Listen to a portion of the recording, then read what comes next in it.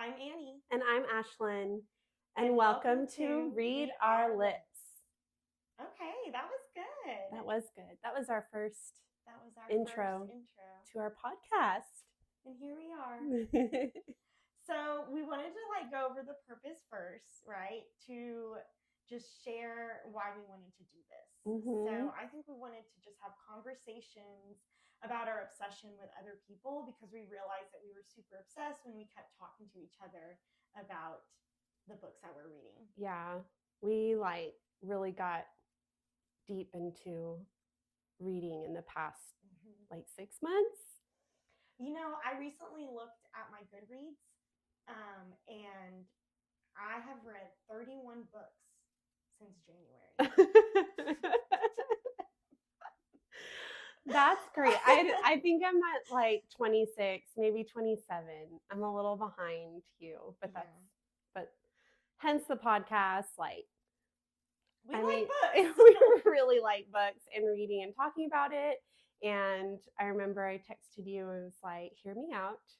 What about a podcast? And I did not think that you were going to say yes. And then you're like, absolutely. I know. I was like, why not? So we're definitely novice to the podcasting craft. So be kind. Yes. It will always be constantly improving, but this is it. This is it. So we wanted to just also give some warnings because there will be spoilers. Yes. And there might be occasionally some cursing just because we get too excited about a certain topic. Yeah. Right? Mostly from you, for being honest. I know. But this will help me cure that habit. So, okay. The birth of the genre. Oh. Our obsession with the genre. Yeah. Where do you think that came in? Okay, so I feel like we're a book podcast in general, but the genre that really sparked our passion for reading again has been romantasy, which is combining romance elements with fantasy. And we were talking, and it really makes sense because growing up, Harry Potter is our entire childhood. And then Twilight, I know you were obsessed with Twilight. Yes. I really wasn't into Twilight that much. I think I was rebelling from trying to not like Twilight because so many people did. You know, that's funny she says that because she has an obsession with, it's not an obsession. It's healthy in a way, but she's obsessed, I'll just say it, obsessed with Taylor Swift. Yes, I mean, we probably need our a side podcast to talk about that because I might go on for a long time, but I am, but well. And okay, so yeah, Harry Potter was our PG dip into fantasy. Yeah. And then it evolved to Twilight. I read 50 Shades of Grey, so that's how the spice comes in. So that's how just our love of romantasy began. We just want to share it with you guys. Yeah. So it's fun to talk about. But what's interesting also is that I stopped reading for a really long time. Yeah, me too. For just pleasure, for fiction, right? I think it's because we were both getting our masters and then being in the school, we're just no. Yeah, I think in college I read a little bit, but it really I really declined after college. Trying to be an adult. Adulting is very difficult and time consuming. Yeah. Who knew? So if you're adulting right now, we feel you. We feel you. We're with you. For sure. But so in January, I think it was January, I signed up for Book of the Month. And I didn't sign up myself. My mother-in-law gave me a coupon or a free tryout with the Book of the Month, and then it just got out of control from there. Well, yeah, you told me about it. Yeah. And so I signed up. And then I feel like it might have been before January, maybe, because we kind of talked about it a little bit. And then I feel like in January, February, we finally had the epiphany to sync up what we were reading each month. like, so then we could have more in-depth conversations. Because you can only pick one book for book of the month. And so we were like, well, you pick this book, I'll pick that book, and then we can like compare and borrow and all that. Quickly we're like, no, we need to pick the same book. Yes, we can talk about it. That brought us to Heartless Hunter by Kristen Cicerelli, and I apologize if I mispronounce that last name. I love you. You were the first author I reached out to. Oh my gosh. Did you direct message her, or did you? I think it was just I replied to some picture. Yeah, like a comment. I was like, gosh, like, oh, I remember what it was. It was the date of her next book. Or no, I asked when the date of the second book of Heartless Hunter was. We were so obsessed. We were so obsessed. Because it just ignited our love for reading, and it was like the first romantasy book that we read, and we were just obsessed. And she responded. I felt like I was chosen by like the Lord. I don't remember that she responded. Yeah, I was like, that's so long. And she goes, it's hard. Writing a book is hard, or something like that. Oh my gosh, I forgot about that. Yeah, and that just cemented my love for this genre and stuff. Because the authors, like, some of the stuff they write about, you have to be pretty like bare to like write about that stuff. Like what? Well, I mean, the spicy stuff. Yeah, that's true. Like, you know. Yeah. Like, if I wrote something like that, I feel like I would be embarrassed, like, of myself. Like, just like, that's true. No one look at me, like, but I'm the one, like, no one's in the room. Like, I just have that feeling. That would be interesting to hear. I know how they what they do to process through those scenes. Such spicy and. Well, if we ever get to interview an author, that will be one of our questions.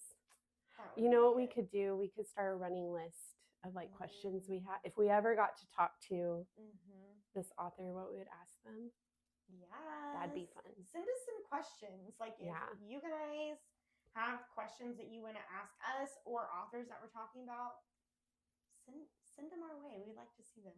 Please. But okay, so. What are we talking about?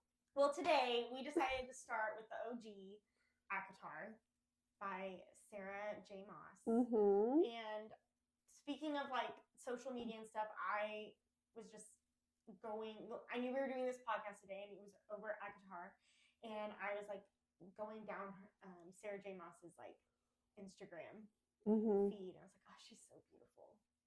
She is really pretty. Oh my gosh, yes, like queen. So what do you feel A Court of Thorns and Roses? What do I feel about it? I have all kinds of feelings about that book. Okay, so Heartless Hunter, like, it was good, for sure. It, like, sparked our interest. Yeah. But I feel like A Court of Thorns and Roses, like, that's when we really started buddy reading, because you started it first, and I just saw so much passion in your eyes. So much sparkle. Like, oh my gosh. So then you got me to read it. It consumed me. Yeah, it really did. Like, and it was all consuming. It was. And it was like my first book that involved the Fae. And I remember telling my husband, like, oh, I'm reading these books with Annie and it's fantasy. And he's like, oh, okay. And then I was like, yeah, it's about fairies. And he like looked at me kind of weird because I think he was thinking like Tinkerbell. Yeah. And I was like, no.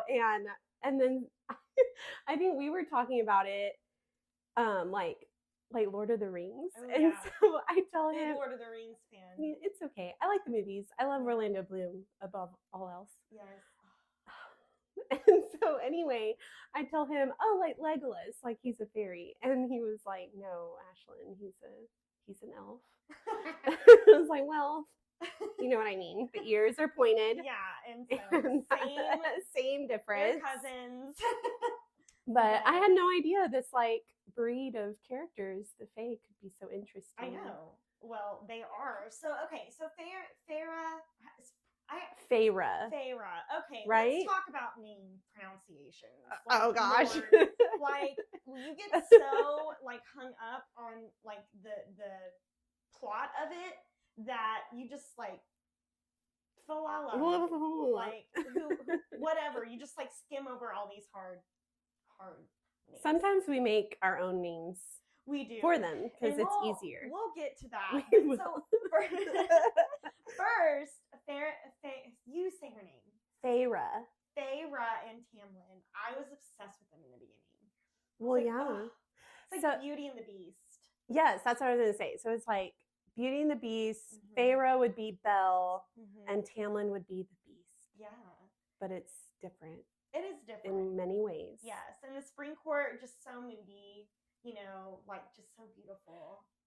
I love all the courts because it's like the Hogwarts houses and like the different like breeds of characters. I don't know. I like like the categories. So there's the Spring Court. What else? The Spring Court, Dawn Court. Winter. I think there's Dusk and Day Court. Night Court. The Autumn Court. Did we say Spring Court? Yeah, that was the first one. No, that's 7? That doesn't seem right. Look. Let's pull out our map. Yeah. There's a map. That's the other thing I like about this is the map you can refer to. Okay. There's the Spring Court, Summer Court, Autumn Court, Winter Court, so the 4 seasons. Dawn and Day Court, Night Court. Those are all the courts. But then you have Highburn, and then you get into like a whole other, like lots of realms. Like the non-fair realm. Yeah, and there's like little tiny destinations like Under the Mountain and the Illyrian Mountains. That mountain, man. So they were just so dreamy in the beginning, and I was just so obsessed. But then we get to when, you know, we started calling Tamlin certain things, right? Okay, so Tamlin started out like, spoiler alert. So lovely. Spoiler alert, he started out lovely. We were obsessed. Oh my gosh, Tamlin. And then it takes a turn kind of towards the end of the book, so that's why it's a spoiler alert. Yeah, because he did nothing. You know, he did nothing under the mountain. He just sat there. He sat there. Yeah. While Feyre did everything. With his little mask on. Yeah. Right. So that is the running joke. Like, he just did nothing while Feyre, his like love of his life, was being tortured or put through all these. She didn't have powers then. Yeah, like she's just a human. World average human. Yeah, like you would think he'd want to do everything to protect her, and he didn't. He just sat there. And so we started calling him Tampon. Yeah, we called him instead. And recently, I came across another name, Tameltoe. I did not. That is my favorite, I think, so far, is Tameltoe. So, okay, Feyre and Tameltoe, they were great in the beginning. And then Rhysand came into the mix. Is it Rhysand or Rhysand or Rhysand? I like Rhysand, okay? That's another name. Rice. I say Rice when I read it. I do too. But I think that's kind of Sarah J. Maas's genius, is you think that you are rooting for a character like Tamlin / Tampon, and then you're wrong. You're wrong. Yeah. You're actually not supposed to root for them. They are the worst. Yeah, he shows up, and oh my God. I remember I was reading it after you, and I was like, oh, she just introduced this new character, Rhysand, and you just go, oh. I didn't know. I was stunned. I was too stunned to speak. So I was like, dang it, she's experiencing it for the first time. And you had already. So jealous. And you didn't want to spoil anything. So yeah. You were always like, Oh, I can't say I'm not anything. going to say anything. I think you would run away sometimes. I would because just take off. Take off running.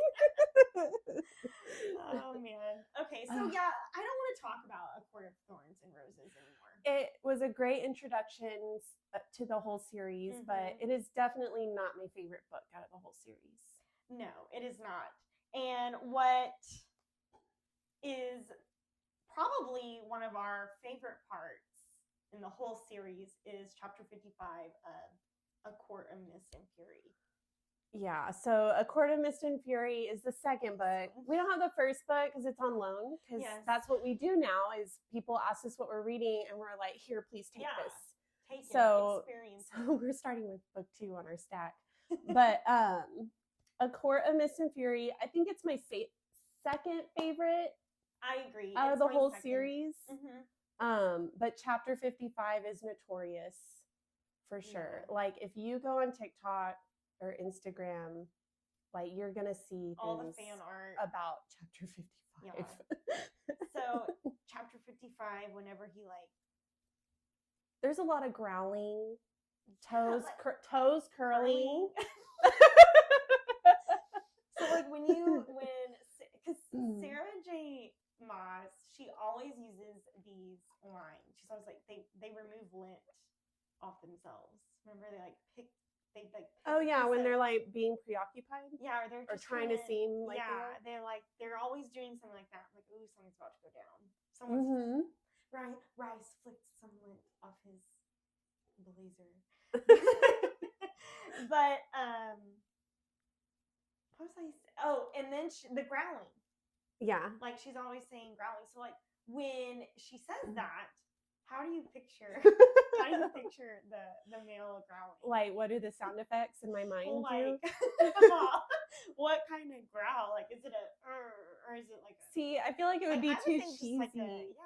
It would be too cheesy for like a legit But maybe they are. They're like part I think animal. It's like a slight lip smug. But what is the sound that they make when they maybe growl? More like a grunt.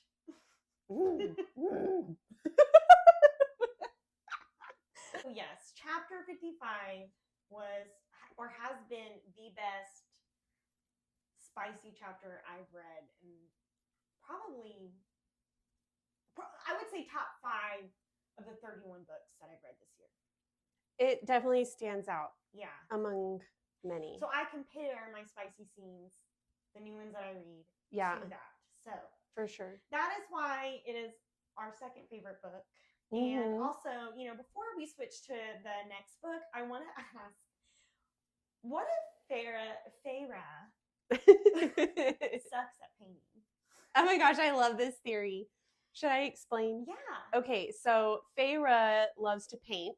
And in the first book, she's like, always, they're poor. And so she can't buy canvases and, materials. So she paints around the house. Like she paints their dressers and their beds and the furniture and the walls and stuff. I don't know where it was online somewhere, the theory, what if she sucks at painting? And they're just like, oh, that's so good. Because she gives people paintings as gifts. And how hilarious would it be if they're actually really bad paintings? And so if it sucks, get this, she just painted in chapter 55, or when she stayed at that cabin, and at the Illyrian, or I don't think it's at the Illyrian camp. It's a cabin, their family cabin. 500 years old. She just paints the whole cabin. He's probably he walks in, he's like, oh, it's beautiful. Oh my God. But okay, so read chapter 55. That's all we have to say about that. For sure. Okay, so A Court of Wings and Ruin. Book 3. That one was difficult for me. Why was that difficult? There's so much war and destruction. Sometimes it's heavy. Yeah, that was super, super heavy. So Tamilto did something in that. Tamilto, aka Tamlin, or Tampon. He did something really funny in that book. Okay, you have to remind me. So if I checked like when this happened correctly, it is in Court of Wings and Ruin, and it's when all the High Lords are sitting together trying to figure out what the hell to do with Hybern, right? Mm-hmm. And Tamlin finally shows up. He finally comes, and Farah and Rice and all them are like, "Oh, he showed up," and he said something like,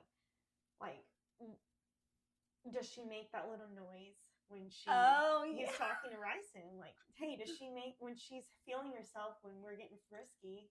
She made this noise. Does she make the same noise with you? He said that in front of everyone. That was pretty. I remember now. Yeah. Well, that just shows how, like, I think some insecurity. Yeah. I think so too. But it also kind of shows. I'm excited for the next book because I hope that we're gonna get. I hope that Tampon can go back to Tamlin in my eyes. That would be a great character arc. I agree. Because I would say it takes a lot of guts to say that in front of like all the High Lords and like that's true. High Lady. That's true. Don't get that twisted. But and this is when Nesta and Elaine oh my gosh. right down into the cauldron. Yes, we have to talk about this. Okay. So when I was reading ACOTAR, they talked about a cauldron. And I don't know, I thought about a little cauldron. Like, let me get my cauldron. Like with a little handle. Yeah, like I'm thinking like a little black cauldron, like yeah, like Harry Potter, like when they're doing their little potions. Exactly. And it's really like just yes. And at the biggest, maybe like a Halloween bucket. Exactly. That's what we thought. Were we wrong. So well, yeah, they're like throwing like full-size humans into the cauldron. So we had to expand in our minds this cauldron immediately. We did. So that was super that was funny. And I'm wondering if like anyone else was like, did I miss something? Like, did she give the dimensions? The dimensions. And I just was reading so fast. I need to reread it again. Yeah, like, for sure. I'm not one to read series twice. Unless it's Harry Potter. I don't think I read Harry Potter twice. Oh my gosh, I've read Harry Potter I think I read Harry Potter, the full series like maybe at least 3 times. I feel like I have work to do because I feel like I'm just gonna like discover if I reread it all these little things. Well, that's the same with ACOTAR. Like we do need to reread it because there's probably a lot that we missed. Yes. Okay, so the next is Lucian and Elaine. So talk to us about Lucian. Okay, so Lucian is like, think back to Harry Potter, Mad-Eye Moody. He's got like a messed up eye that like, and I don't think it swivels. well, that's what I imagine. No, I think it does though. He's got a fake eye, doesn't he? Yeah. Oh yeah. Okay, so Lucian is like Tampon's right-hand man. Like does all his bidding and helps him out. But like, he's an outcast his wingman. from the Autumn Court. He is a little bit of an outcast, yeah.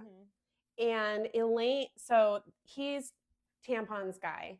Elaine is one of Farah's sisters. Very like timid and mousy is how I picture her. Yeah, like I can't even think of like an actress that might be her. Ooh, that'd be a fun episode. Yes. But she's very like quiet and just reserved. And like, yeah. So she gets thrown into the cauldron and she comes right out and Lucian's like announces it. Well, what happens to her when she comes out of the cauldron? She's made into Fae. The Fae. That's our dream, really. I want to get thrown into a someone throw me into the cauldron. I'm done with this. I don't want to be human anymore. I want to be Fae now. Thanks. I think I could.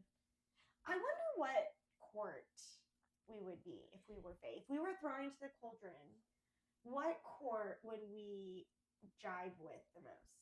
And I know everyone wants to say Night Court, of course, but Night Court's the popular one. it is popular. I don't think I'm cut out for the Night Court, if I'm being honest with myself. I think I am like a spring court. Yeah. I am a cool spring palette. Color palette. I think I was a winter. Yeah. I think you would be Night Court though. Really? I think so. I was saying summer court. In my bikini. All tan and bronze. Just chilling. But I'll take it. I think you could pass for either one. Yeah. But I think I'm a spring. But I think you would also be an autumn. Why? Just because you're born in October. And you like autumn. I do love. Remember, the seasons go with you're gonna go to spring court and have all those allergies. Oh my god. Mosquito bites everywhere. She used to have polyps exposed. Me. I have sinus issues. So I don't know if spring court would be the best. You know what? You're right. I need to just stick with. Because remember Cassian, whenever he was at the spring court, he was sneezing. Well, then I think winter court might be better hot winter because there's no mosquitoes. It's just gonna be so cold. The seasons are it's tough. Well, you'll do a trial run. I think I would want to do like a trial run around the Epcot. Like around the courts to see what court I drive with. That would speed dating. That would be a fun Universal Studios. Yeah. We have ideas. How do I get in contact with someone to make that? I don't know. I do not know. But okay, yeah. So Lucian, but he's cute though, right? Yeah. Well, he's a ginger. Cute. There's nothing wrong with ginger. There's not. My mom was a ginger. Huh? My mom was a ginger. Well, and so is Ron Weasley, and I love him. Yeah. We always arc back to Harry Potter. It's our foundation. So, okay, let's just get this out of the way. We did what court we'd be in. Now let's do houses. I already know. Okay, tell me. Let me hear your wisdom. My Hogwarts house is Hufflepuff. Through and through. What are the characteristics that you jive with? Hufflepuffs are kind and loyal. And they just want everyone to be happy. That's Ashley. And I took the legit quiz written by J.K. Rowling and I got Hufflepuff. I need to take that quiz. It's eye-opening. Of course I want to be a Gryffindor, but I don't think I am. I would say Ravenclaw, because I can be aren't they studious? Mm-hmm. Yeah. And then maybe a touch of, I think I would just be in Ravenclaw, but a touch of Slytherin. Well, you would get to pick, because don't you if you tell the Sorting Hat what house you want to be in, it will do that. It will do it. But we digress. I agree. I think you'd be Ravenclaw for sure. Okay, but Lucian basically, when Elaine transforms into a whole nother being, he announces that, she's my mate. Okay. Poor Elaine. I would be instantly turned off. Well, yeah, that's really fast. That's like telling someone I'm in love with you, the first day you met them. Yeah. It would be. I'm in love with you. By the way, we're mated to be together for all eternity. And I met you 5 minutes ago. And you just experienced the most traumatic thing in your life, but I'm going to tell you this. That's what he did to her. Yeah, that's what's most important right now. Yeah. So that's a theory of mine. I don't know if it's of mine because I bet it's out in the world somewhere out in cyberspace. But I have a feeling that's what Elaine was like. No. Well, she's really not feeling him at all. No. And that's what makes me think about the next book. Azriel. Oh. Okay, do you say Azriel or Azriel? I say Azriel sounds better now that I've said it out loud. Yeah. Azriel, it kind of reminds me of Aflac. Yeah. You know, like. Okay, Azriel it is. But if you prefer Azriel or Azriel, no shade. Yeah, it's whatever you say in your mind. Mm-hmm. I hope that Elaine gets with him. There's no way that Cassian can be mated. Rice, I flip flop. Rice can be mated, and he's left out in the dust. That's so sad. Yeah, you've got 3 sisters and 3 men. 3 fat boys. Yes. So it's only fitting. But I guess we'll have to wait and see. We will. So that leads us to the holiday special, which is Ashlyn. This tiny little book, A Court of Frost and Starlight. It is legit like the holiday special of this series. It's like 2 pages long. I know. Well, I finished it in like 2 days. Yeah, it's so tiny. And it's a Christmas, like they're celebrating Christmas. I wish I would have read it during Christmas. Well, you can. I can, but not for the first time. I know. Ugh. But A Court of Thorns and Roses is very Beauty and the Beast, and there's a Beauty and the Beast Christmas movie. So I like that. Did you know that? No. There's a Beauty and the Beast Christmas movie, and it's beautiful. Is it? It's one of my favorite Christmas movies. Was it made back whenever Yeah, like it was on VHS. Nuh-uh. Yeah. I think I really. You need to read it, but that's what I think of. Like it's. Oh yeah, I get that. It's standalone, yeah. I feel that. I don't know if it was necessary, but at the same time, I go back and forth because I'm like, I think we really need a break from A Court of Wings and Ruin Destruction. It was very heavy on my heart and my mind. Yeah. Keeping track of all the destruction and yes. battles. But I see good things about the 4th book, even though it was little and it seemed like it was just this lighthearted Christmas thing. I feel like she was setting things up for the 5th book. For sure. Yes. But I will say for the holiday special that I don't think it was enough spice for them basically being on vacation. Oh, I know. Nothing bad was happening. Yeah. They had everything was great. Had all this time on their hands. Yeah. But I think, didn't she tell Ryson that she wanted to have a little bat baby? Yeah, that's when it starts. Yeah. So that was I guess that could kind of trump the not enough spice. And she started writing from 2 of our favorite characters' points of view. Oh yeah. So it leads us to our favorite book, which is A Court of Silver Flames.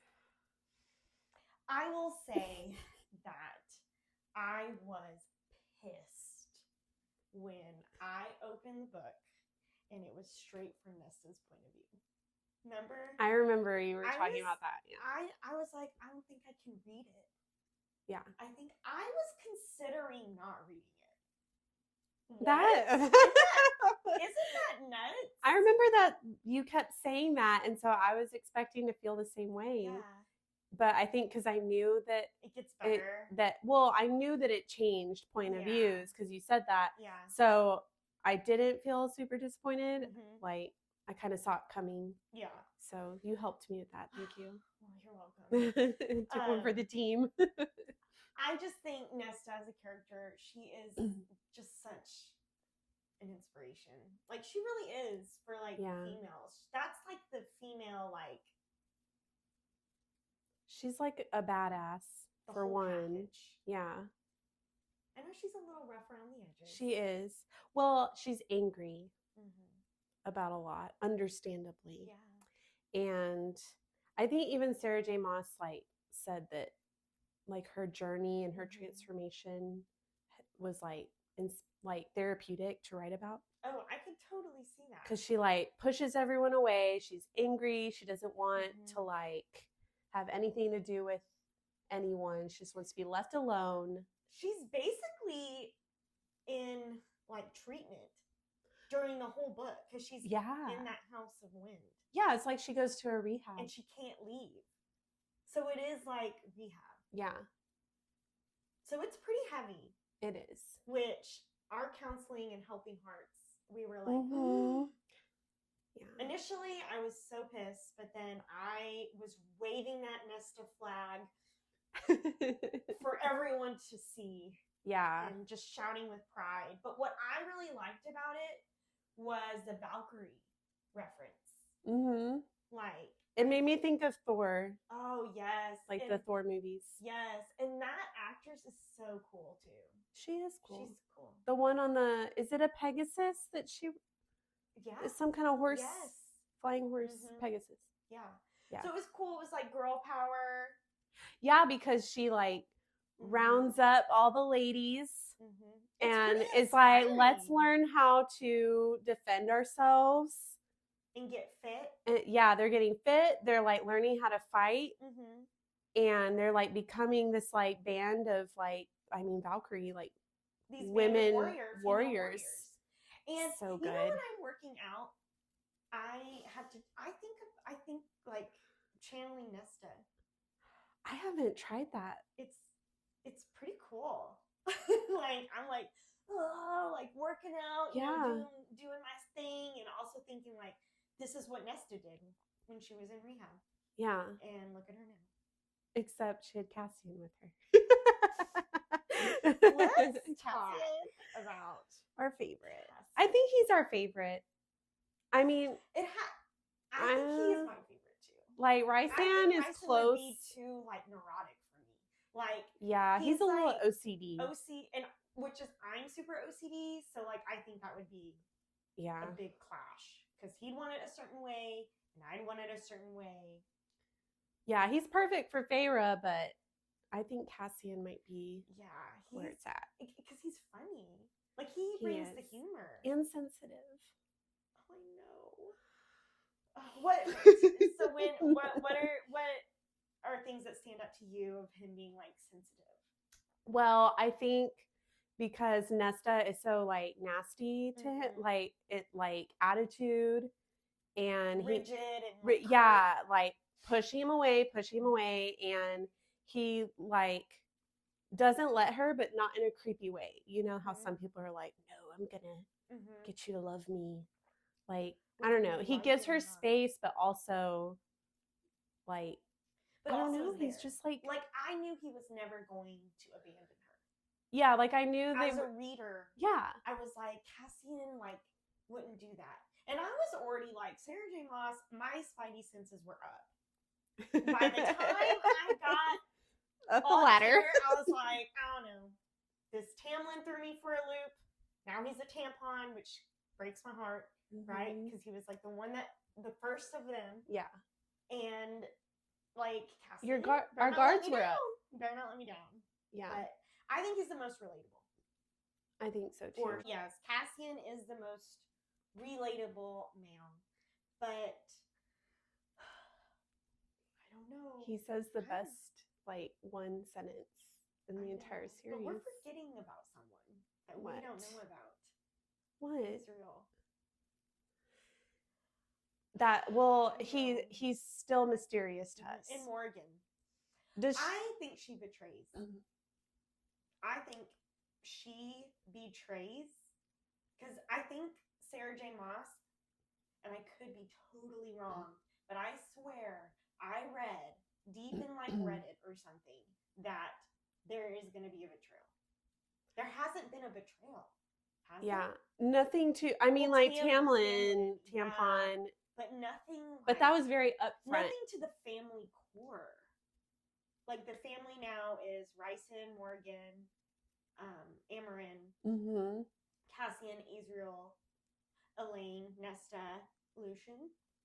I would think is he's like a distant relative. Feyre. So who there has to be a betrayal. Yeah, I mean, a lot of people think that. I've seen a lot of videos, and it would really spice things up. I say Morgan. What do you say? Well, I agree. I mean, what about Amarin?